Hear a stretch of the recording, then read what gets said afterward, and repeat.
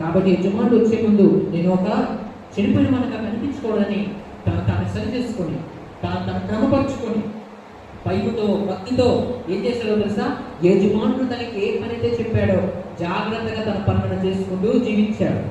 అయితే యజమానుడు ఎవరికి తెలియని సమయంలో, ఎవరు కనిపెట్టలేని సమయంలో, ఎవరు ఇతను వస్తాడా ఈ సమయం అనుకోలేని సమయంలో యజమానుడు సైలెంట్గా రావడం జరుగుతుంది.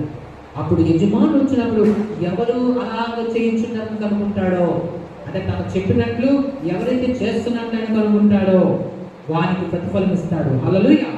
వేరే వ్యక్తిని శిక్షించి ఆ ఉద్యోగం నుంచి అతను తొలగిస్తాడు. ఆ తప్పుగా చేసిన వాడిని ఆయన ఏమంటాడు తెలుసా, చెడ్డదాసుడా, నువ్వు ఈ కొంచెంలో నమ్మకంగా లేకుండా ఉన్నావు.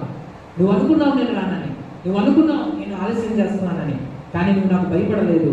కాబట్టి నీ పనిని నువ్వు సరిగా చేయలేదు.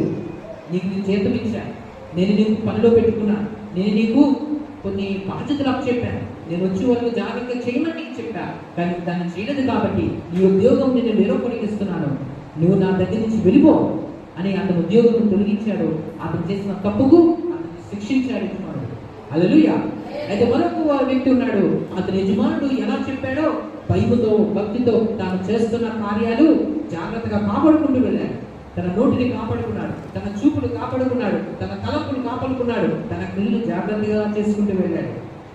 అప్పుడు యజమానుడు రానే వచ్చాడు. అప్పుడు ఆ యజమానుడు అతని వైపు చూసి అన్నాడు, బలమైన మంచి దాసుడా, నమ్మకమైన మంచి దాసుడా, నువ్వు ఈ కొంచెంలో నమ్మకంగా ఉన్నావు, నేను చెప్పింది నువ్వు చేశావు, కాబట్టి నా యవనాస్తి మీద నేను అధికారిగా చేస్తున్నాను. హల్లెలూయా. ఇప్పుడు నేను అధికారిని కాదు, అదంతా నాదే, కానీ దాని మీద నేను అధికారిగా చేస్తున్నాను. నువ్వు వెళ్ళి దాన్ని అనుభవించు, దానికి అధికారిగా ఉండాలి.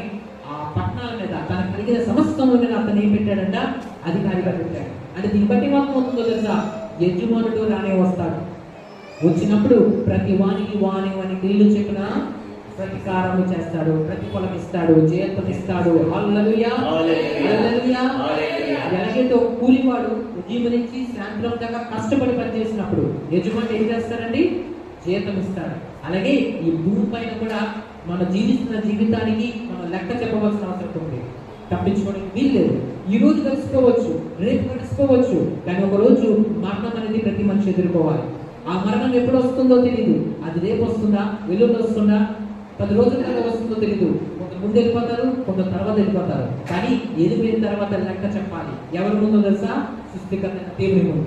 అందుకే వాక్యం ఎలా సెలవిస్తుంది, మనిషి చేసిన ఏ కార్యమైనా సరే, అది మంచిదైనను సరే చెడ్డదైనను సరే, క్రీస్తు నాయకుడి మీద ఏముండాలి, ప్రత్యక్షం అవ్వాలి.